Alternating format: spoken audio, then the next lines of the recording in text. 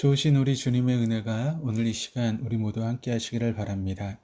오늘 우리가 함께 나누실 하나님 말씀은 시편 108편 말씀입니다. 시편 108편에 나오는 다윗의 찬송시는 시편 57편 7절에서 11절과 또 60편 5절에서 12절에서 찬송되었던 두 개의 찬송시를 하나로 다시 묶어서 다시 부른 찬송시입니다.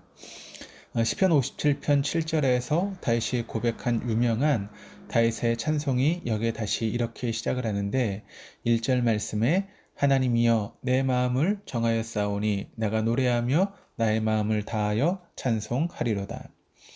그러니까 다윗이 이렇게 하나님께 고백하며 찬송하였던 때가 사울왕을 피하여 굴에 숨어 있을 때였습니다. 같은 본문인 시편 57편의 표제어는 분명하게 다윗이 사울을 피하여 굴에 있을 때라고 기록되어 있습니다. 그럼 참 놀랍지 않습니까? 사울왕과 추격대가 자신을 추격해오는 긴박한 상황 속에서 굴 속에 피신하여 그 안에서 이러한 찬송을 하나님께 드리는 것입니다. 어떻게 보면 이 찬송이 처음 드려졌던 당시 굴 속에서는 결코 큰 소리로 찬양할 수도 없었고 또 제대로 된 악기도 없이 불러졌을 것입니다. 옆에 있는 사람의 귀에나 겨우 들릴 만한 작은 소리로 낮게 읊조렸을 이 찬양 속에서 다윗은 주님께 고백하였습니다.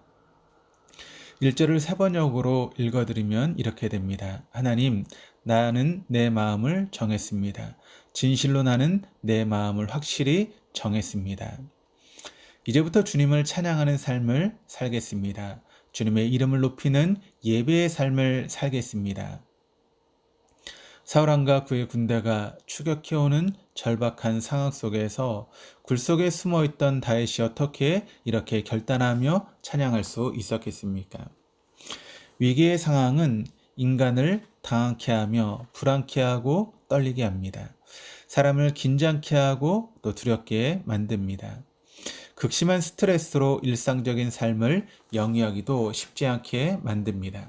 그렇지만 그 위기의 순간이 진정 모든 상황과 환경을 초월하여 찾아오신 하나님을 만나게 되는 순간입니다. 그 하나님께 우리의 내면의 깊은 곳에서부터 나오는 진솔한 목소리로 고백하게 되는 순간이기도 합니다. 나를 둘러싸고 있던 모든 껍질을 벗고 진솔하게 발가벗은 영혼으로 하나님을 대면할 수 있는 시간이 바로 고통과 역경의 순간입니다. 자신의 내면에 가졌던 수많은 질문들에 대해 스스로 아무런 답변조차 할 수 없는 형편없는 존재임을 깨닫게 되었을 때 비로소 인간은 참으로 도움의 근원이신 하나님께 눈을 돌리게 되는 것입니다. 자신의 초라함과 무력함을 절실히 인식하고 나서야 비로소 참된 도움의 근거가 결코 내게 있는 것이 아니라 또 내 주위에 있는 것이 아니라 하나님께 있음을 고백하게 되는 것입니다. 끊임없이 다윗은 하나님 앞에 물었을 것입니다. 왜 이러한 일이 나에게 일어나고 있습니까? 사울왕이 나를 이렇게 죽이려고 달려드는 이유는 무엇입니까? 내가 무엇을 잘못했기에 나에게 이런 고난이 있는 것입니까? 아마 끊임없이 일어나는 내면의 질문 앞에서 다윗은 적당한 답변 하나 갖지 못하였을 것입니다. 현재의 상황에 대해 한마디 답변조차 할 수 없는 자신의 무력함 속에서 그는 발가벗겨진 영혼으로 하나님을 대면하며 그 하나님께 자신의 마음을 확정하게 되는 것입니다. 이러한 다윗의 찬송시를 바탕으로 만들어진 찬양곡이 모든 상황 속에서라고 하는 그런 찬양입니다. 가사가 이렇게 됩니다. 내 영혼이 확정되고 확정되었사오니 믿음의 눈 들어 주를 바라봅니다. 내 영혼이 확정되고 확정되었사오니 믿음의 눈 들어 주를 바라봅니다. 다윗은 예전 사울을 피해 다급하게 숨어들었던 굴 속에서 하나님께 고백하였던 옛 기도의 내용을 상기하며 이제 제대로 된 악기의 연주에 맞춰 오늘 이 찬양의 노래를 새롭게 부르는 것입니다.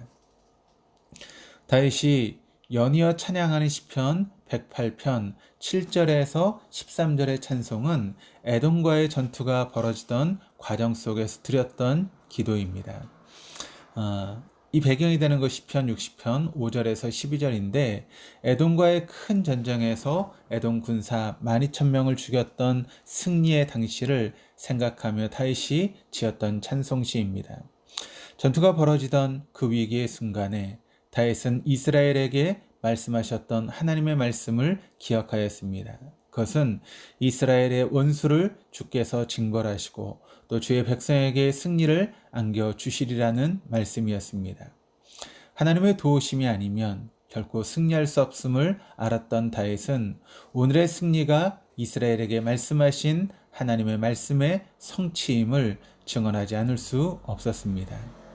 그에게 승리를 가져다 주신 하나님의 말씀이 무엇이었는지를 7절 9절에서 생생히 기록하고 있는데 그는 하나님과 함께 하시는 것이 승리의 비결이다 라고 하는 것을 13절에서 고백하고 있는데 이렇게 기록을 합니다. 우리가 하나님을 의지하고 용감히 행하리니 그는 우리의 대적들을 밟으실 자이심이로다. 이 부분을 세 번역은 이렇게 번역을 했습니다. 하나님이 우리와 함께 하시면 우리는 승리를 얻을 것이다. 그러니까 승리의 비결은 승리케 하시는 하나님이 우리와 함께 하시기 때문입니다. 우리의 힘으로는 우리를 치려고 달려드는 적들을 이길 수가 없습니다. 그러나 원수를 친히 갚으시는 주님, 우리의 대적을 밟으시는 주님과 함께 하는 것이 바로 승리의 비결입니다. 승리의 비결은 정확히 말하면 우리가 하나님과 함께하는 것입니다. 하나님은 우리의 삶의 자리에까지 하나님의 아들 예수님을 통해 또한 예수님의 승천 이후에는 성령님을 통해 이미 우리에게 찾아오셨습니다. 그러기에 엄밀히 말하면 승리의 비결은 이미 우리 곁에 계신 하나님에게 우리가 나아가는 것입니다. 승리하시는 하나님의 편에 함께 하는 것입니다. 패배의 원인은 우리가 힘이 없어서가 아니라 우리가 하나님의 편에 있지 않기 때문에 그러합니다. 원래 패배할 수밖에 없는 우리 인생은 하나님 편에 있지 않으면 결코 승리하며 살아갈 수 없는 것입니다. 우리 실패의 원인은 우리가 하나님의 편에 있지 않았기 때문에 그렇습니다. 우리가 하나님과 함께 나아간다면 우리에게 승리를 주신 하나님은 오늘도 우리를 그리스도의 승리의 개선 행렬에 참여하게 하실 것입니다. 고린도후서 2장 14절이 이렇게 기록을 합니다. 그리스도의 개선 행렬에 언제나 우리를 참가시키시고 그리스도를 아는 지식의 향기를 어디에서나 우리를 통하여 풍기게 하시는 하나님께 감사를 드립니다. 오늘 이 아침에 우리의 마음을 확실히 정하십시다. 하나님, 내 영혼이 확정되고 확정되었사오니 믿음의 눈 들어 주님만을 바라보겠습니다. 이제 주님만을 의지하며 주님의 도우심만을 바라보며 나아가겠습니다.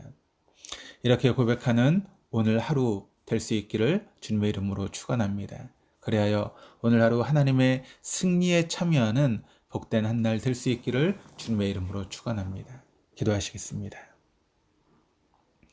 하나님, 내 마음을 확정합니다. 이제 주님만을 믿음으로 바라보기로 정합니다. 내 마음이 확정되었사오니 이제 주님과 함께하는 이 믿음의 여정이 주님과 함께하는 승리의 여정이 되게 하여 주옵소서. 오늘 우리가 피해 있는 캄캄한 굴 속에서 발가벗겨진 영혼의 모습으로 주님을 대면하게 하셔서 패배와 절망의 동굴이 찬양의 성소가 되게 하여 주옵소서. 그리하여 오늘도 우리를 그리스도의 승리의 개선 행렬에 앞장서서 세우시는 주님의 놀라운 은혜에 참여케 하게 하여 주옵소서. 감사드리며 예수 그리스도 이름으로 기도드립니다. 아멘.